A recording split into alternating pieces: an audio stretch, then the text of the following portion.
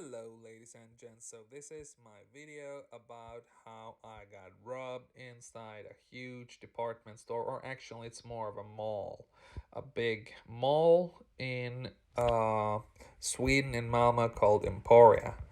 And you will be able to see actually how it is happening, how they are approaching me, and so on. But anyway, first I want to set the atmosphere so that you will understand what was happening beforehand and how I was feeling and all the stuff like that. So, first of all, I just, went to another shop. I wasn't in this particular mall. I went to a smaller center, smaller shopping center. And I wanted to buy a couple of pants. And you know, I go there and I see they don't have my size. They don't have XXL or XL. So they look up and they see that this chain has another store in Emporia, in this big shopping mall. So I'm like, yay! So I travel from the small shopping center for a little while, and then I get to a big shopping mall. And when I go inside the store, first there were XXL, and they give it to me. I tried them on, and those are a little bit too big. So I go like, yeah, so, what the hell? Give me XL. So they bring me XL, and I'm like, whoa, wait a moment. Those are too big as well. Your usual size is like, pretty much where you are size wise. So XL, also too big. Not just XXL, but XL is too big. Fine. So I go like, okay, I'm sorry to tell you that, but could you please bring me large? And at this moment, I'm starting to have fun in a way. They bring me large. And then I go towards the mirror, put them on and everything like this. And those are the pants, sort of the ski pants that you put over your usual pants. So I didn't even have to change. I just put them straight on. I just took my boots off and put those extra pants on. I look in front of the mirror and imagine my surprise when I see that the person in front of me still has part of those that are hanging relatively loose. So, I go back to that guy and I'm like, okay, like, sorry, man, but could you please bring the medium? And he brings them back and he sort of looks at me and I'm like, I know. I haven't had like medium sized clothes for like 20 years or something. I haven't been nowhere near that size. And imagine my surprise. I put them on and it's perfect and they fit. So it's like, and I look at the ones they actually saved for me, the XXL and XL. And the way they said in an O.J. Simpson trial, if the glove doesn't fit, you gotta quit. And that was the same sort of feeling for me. I had to, give it back and take my medium size. And I'm going out of this store. And, all the troubles, all the problems, I'm not feeling them anymore. I'm like, waxing and relaxing, feeling all cool, shooting some b-balls outside of the pool. I'm just feeling wonderful. I'm happy. And I sort of decided, I'll show you the nice and sort of almost holiday, so easy life, like very relaxed. It's like a first day of Easter holidays are about to begin, so people are very relaxed and laid back, and there is some sun which you can see smiling in through this wonderful blue roof. So a very nice pictures, very nice atmosphere. So I wanted you to feel as if you were there, right? And also, as you can see, there's like only a handful of people wearing masks, so it's maybe like 1 in 20, 1 in 25.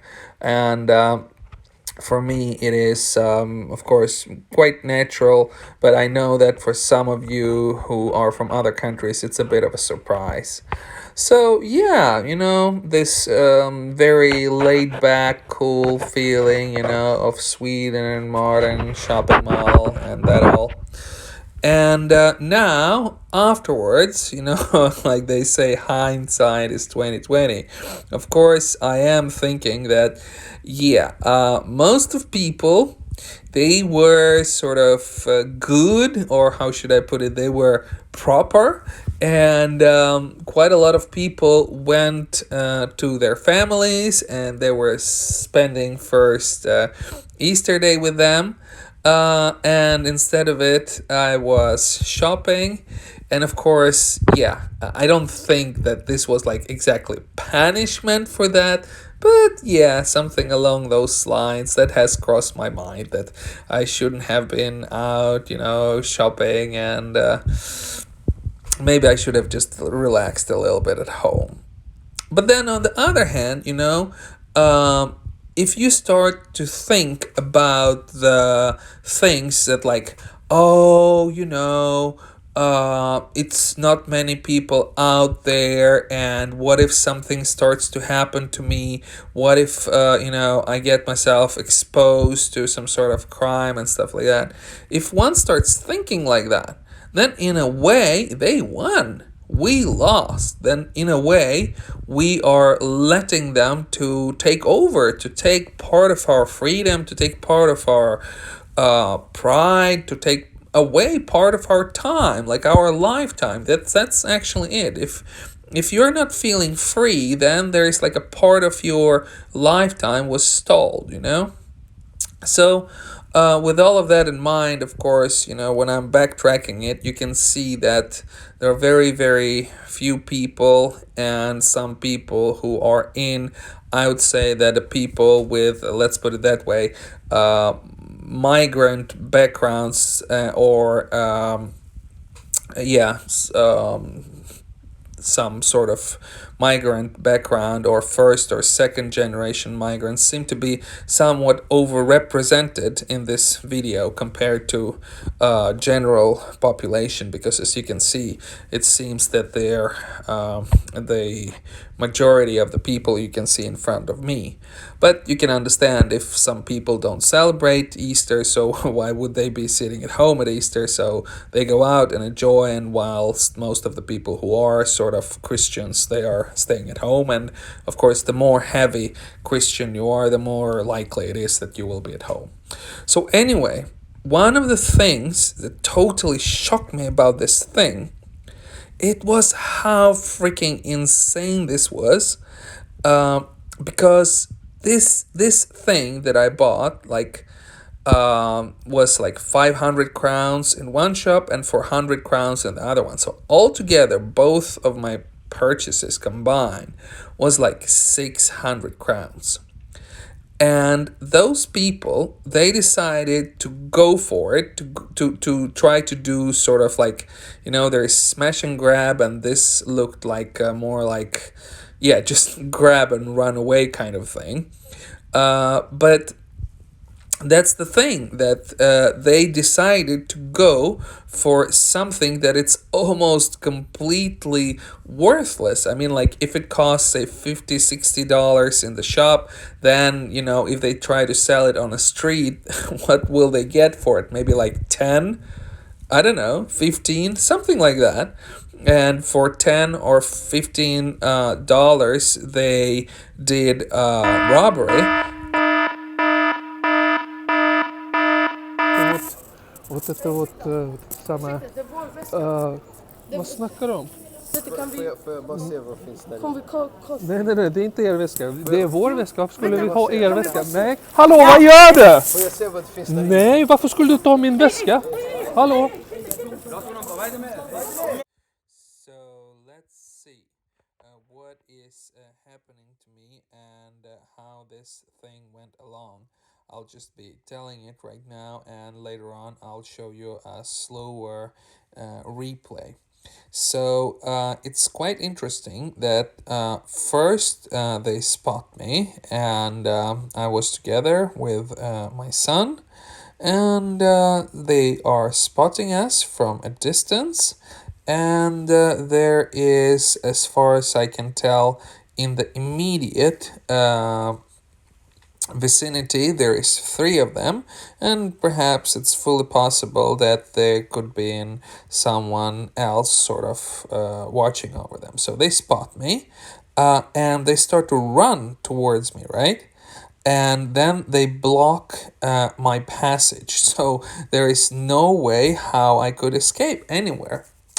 And then their approach is to somehow startle the person that they're trying to rob. So they start to point at my bag, and they're going like, "Hey, sorry, can we see what is in your bag? Can we see what is in your bag? That is," and I'm like, "What? Why would I do that?" And they're like, "This is our bag." And I'm like, "No, this is my bag." And it was also for me the whole thing that you sort of for a moment feel like you kind of lose your ground because you don't understand what is going on, because the whole thing is so strange and so un-Sweden. This is so unlike Sweden. This is not something that you imagine happening here. And then they go like, "Oh, this is our bag," and then I'm like, "No, this is my bag." And then the guy, as soon as I stand my ground and I'm not opening the bag, so what they wanted me to do was to either open the bag or somehow loosen my grip. The way it was hanging on my wrist, and it was very hard to grip it away. And furthermore, after I sense that they're trying to do something to the bag, I also clutched it in my fist, so they couldn't take it away. But their idea was, so the way I understand it, is that I would somehow open the bag, and from my understanding, how this was supposed to happen in their idea is that they would grab whatever is inside, or the grip whilst sort of trying to open it would become much more loose, and then you can easily snatch it away. But none of that happened, so the whole thing for me becomes about reflex. So the first reflex is sort of when you're dealing with kids.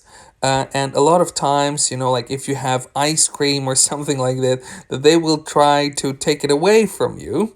And the same way I reacted also in reflex, because they were like, give it to me, and I wasn't giving it to them. Then something in the backbone of my body kind of made me realize that I have to hold on to it much tighter. And it happened in sort of split second. I didn't even think about it. There was absolutely no way that I would have time to think about it. So just something in the back of my mind told me hold on to this. As soon as I heard give it to me or something like this, yeah, like open it. So basically I understood that what they were saying is give it to us. It wasn't open it, it was give it to us. And so the first reaction, to hold much tighter to it. And then as soon as he leans over and he grabs it and he tries to pull it away from me, then the second reaction is that I should sort of hide my son, and then I push both of us inside the store. So within like time frame of something like, I don't know, 5 seconds or something like this. It goes from like unexpected question, then sort of a little standstill, and then in 5 seconds the person tries to grab it. I pull my son away, and then we go inside the store. And all of those reactions are almost like when you go to some sport, let's say like boxing or karate or something like this. Why you train so much is that in an emergency situation or in a fight, you a lot of times have no time to think. You react on reflex. So the way you sort of block the punch is that you don't think about what is going to happen. You don't think, oh, there is a punch approaching, somebody's gonna hit my head, I have to block it somehow.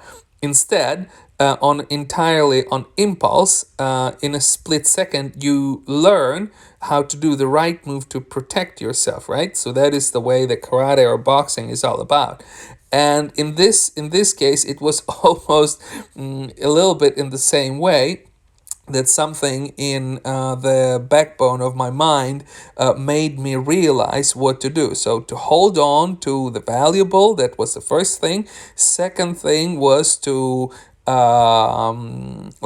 since they didn't stop. So first strange thing is happening, then hold on to the valuable. You don't know what's going to happen next. And then as soon as there is some sort of action which could lead to violence starting to happen, then immediately my first reaction is to protect my son and then hide. So protect and hide, and all in a frame of just a few seconds. And when I think of it like afterwards, it becomes almost as if I have trained for it, because yes, it worked out very well, and I could do it very fast. But I could imagine that for many other people, it does not work like that. It's just not happening that fast. Or I could imagine that people who are ripping other people's bags off, like if those people who try to rob, if the robbers are doing it to some other people, then they probably in many cases could get away. So I run inside the shop, and the woman in there, she sees what's happening, and she's starting the alarm. So she starts the alarm, and almost immediately a guards come in, and they catch those guys. So once they catch those guys, a thing that also startled me, which was so unbelievable. They're like, he stole our things. So those robbers are telling about me that I have stole their things. And I was in such a shock to see that. I was just, no way. This did not happen. And also again, a second time, I felt that I was like losing the ground under me, because like, what, how is this even possible? The audacity of it, the total unexpectedness. So yes, in a way, like, if you are a guard or something, you have to treat this situation like, like a small investigation of a kind or something like this. So I understand him, and then he's sort of looking at me, and I said, yeah, I'll open my bag and everything. But then before I open, I said, okay, so tell me what is in this bag. You're claiming this is your bag. So tell me what is in this bag. And then he says some sort of 2 items, and they're nothing like what they said, and my item was just 1. So there weren't 2 things. There was just 1 thing in the bag that they tried to grab, and it was nowhere near the things that they described. And it became so self-evident that whatever they were trying to do failed.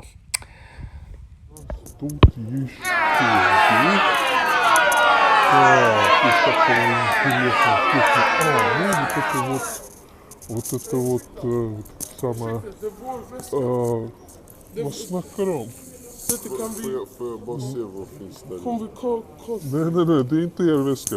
Det är vår väska. Varför skulle vi ha er väska? Nej. Hallå, vad gör du? Får jag se vad det finns där? Nej, varför skulle du ta min väska? Hallå? Vad är det med?